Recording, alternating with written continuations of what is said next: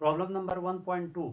A simple pendulum has time period of 5 seconds. What would be the length of pendulum on moon to have same time period? Gravitational acceleration on moon is 1/6 of gravitational acceleration on earth. एक simple pendulum है, उस simple pendulum का time period 5 second है इस वक्त। तो हमने इस सिंपल पेंडुलम का जो एक्सपेरिमेंट है वो मून के ऊपर करना है। तो मून के ऊपर भी टाइम पीरियड की वैल्यू 5 सेकंड आने के लिए लेंथ ऑफ पेंडुलम की वैल्यू क्या रखनी होगी या क्या होनी चाहिए। और ये भी न्यूमेरिकल के अंदर गिवन है कि जो ग्रेविटेशनल एक्सेलरेशन मून के ऊपर जो ग्रेविटेशनल एक्सेलरेशन की वैल्यू है वो ज़मीन से 6 गुना लेस होती है।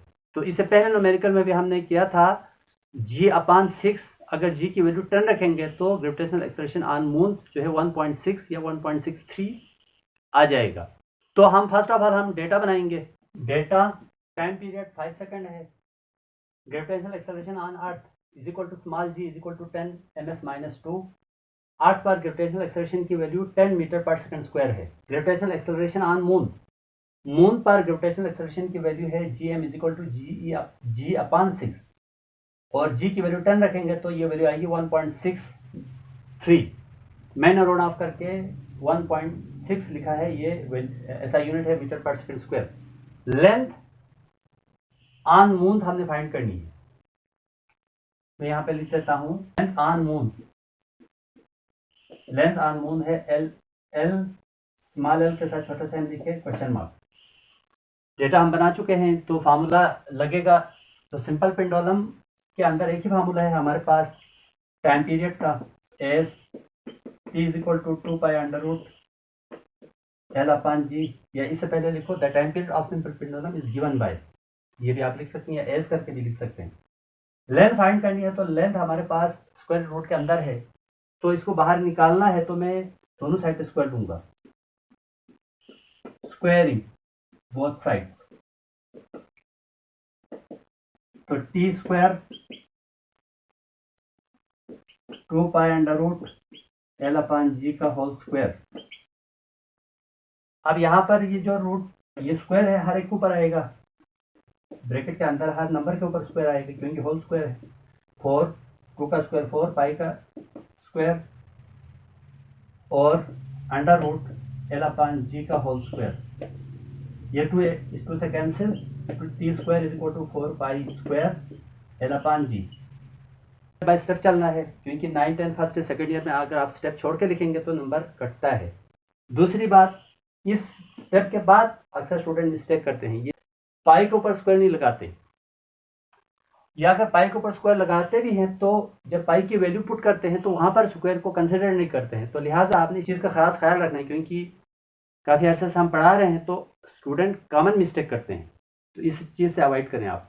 4π² L/g को एक दफ़ा दोबारा लिखें, टी स्क्वायर जिसके नीचे कुछ भी ना हो वहाँ डिनोमिनेटर 1, जी को राइट साइड के डिनोमिनेटर में लेकर जाएं, 4π² को राइट साइड के डिनोमिनेटर में लेकर आएं, तो आपके पास एल की वैल्यू आ जाएगी GT² divide by 4π²। Put L is equal to L/m, put L is equal to LM, तो LM is equal to G and G is equal to gm, gravitational acceleration on moon, is gt² gmt² 4π²।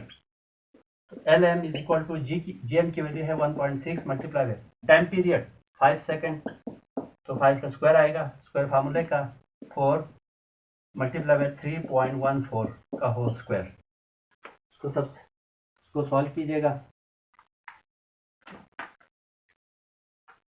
Nominator को multiply करें 1.lm is equal to 1.6 multiply by 5 का square है तो ये 25 होगा, तो ये वैल्यूज आ रही है नोमिनेटर में 40। डिनोमिनेटर को मल्टीप्लाई करें 4 मल्टीप्लाई बाय 3.14 का स्क्वायर है तो मैं 3.14 को 3.14 से मल्टीप्लाई करूंगा, तो डिनोमिनेटर को मल्टीप्लाई करने से वैल्यूज आ रही है 39.4384।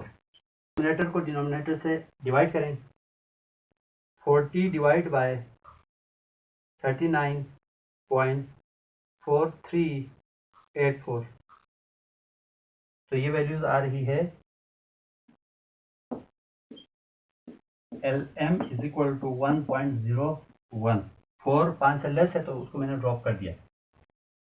इसका आंसर 1.01 या 0.02 सेम वैल्यू होती है, क्योंकि पॉइंट के बाद 0 की कोई वैल्यू नहीं है। अब 0 के ऊपर 1 2 3 सब इक्वल वैल्यू है, तो यहाँ पर 1.01 मीटर भी सही है। अगर आप इसका आंसर 1.02 लाना चाहते हैं तो आप 39 को आपने 4 तक लिख दें, बाकी सब को ड्रॉप कर दें। देखो 3 5 से लेस है तो 3 8 4 को ड्रॉप कीजिएगा, बाकी 40 को आप 39.4 से डिवाइड करेंगे तो यहाँ पर आंसर आएगा 1.02 आएगा। This is your required answer. Problem number 1.3, a pendulum of length 2 meter is vibrating at a planet. It completes its one vibration in time 5 seconds. What is the value of g bracket के अंदर लिखा हुआ है gravitational acceleration at this planet. एक simple pendulum है, उस simple pendulum पे जो लेंथ है वो 2 मीटर है। It completes it's vibration in 5 second, वो अपने वन वाइब्रेशन को 5 सेकेंड में कंप्लीट करता है। प्लेनेट के ऊपर ग्रेविटेशनल एक्सेलरेशन की वैल्यू फाइंड करनी है। सो फर्स्ट ऑफ ऑल हम डेटा बनाएंगे।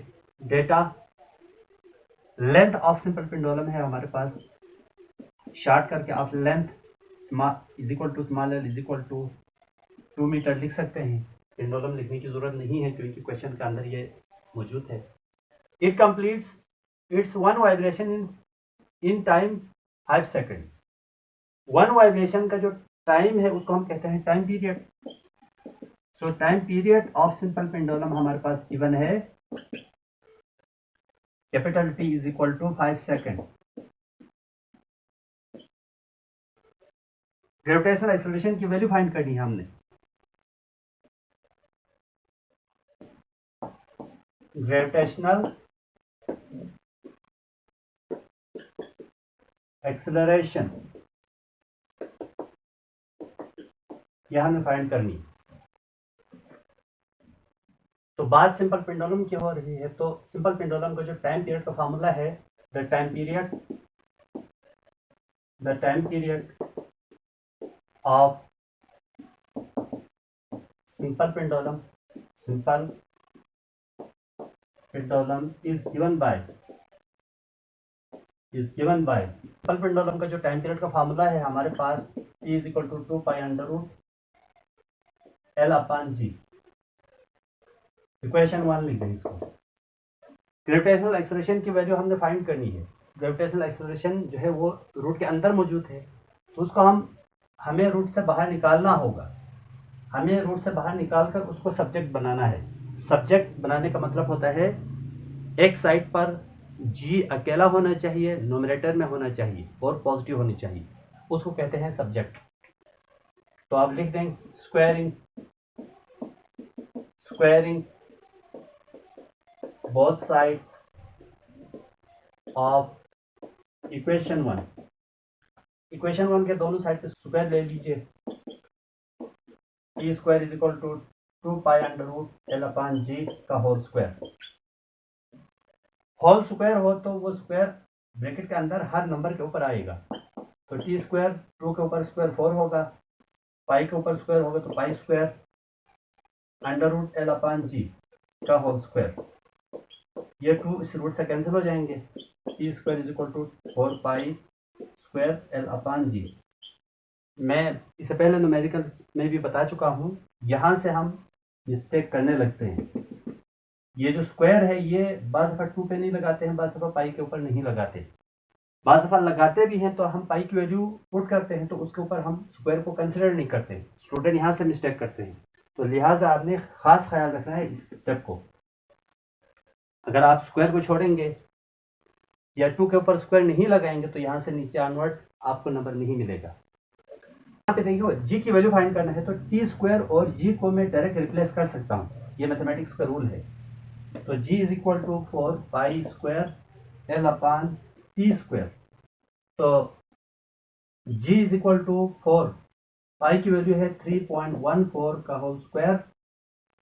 लेंथ है हमारे पास 2 multiply by 2 divide by time period की वैल्यू है 5 और फार्मूले का स्क्वायर। तो g is equal to 4 multiply by 3.1 4 का स्क्वायर है तो मैं 3.14 को 2 दफ़ा लिख सकता हूँ, मल्टीप्लाई बाय लेंथ 2 है डिवाइड बाय 5 का स्क्वायर 25 होगा, 4 multiply by 3.14 multiply by 3.14 multiply by 2, ये वैल्यूज आ रही है 78.8768 डिवाइड बाय 25, इसको डिवाइड कीजिएगा, 78.8768 डिवाइड बाय 25, ये वैल्यूज आ रही है 3.155 मीटर पर सेकंड स्क्वायर, इसको राउंड ऑफ कीजिएगा 3.16, राउंड ऑफ करके हमने लिखा 3.16। This is our final answer.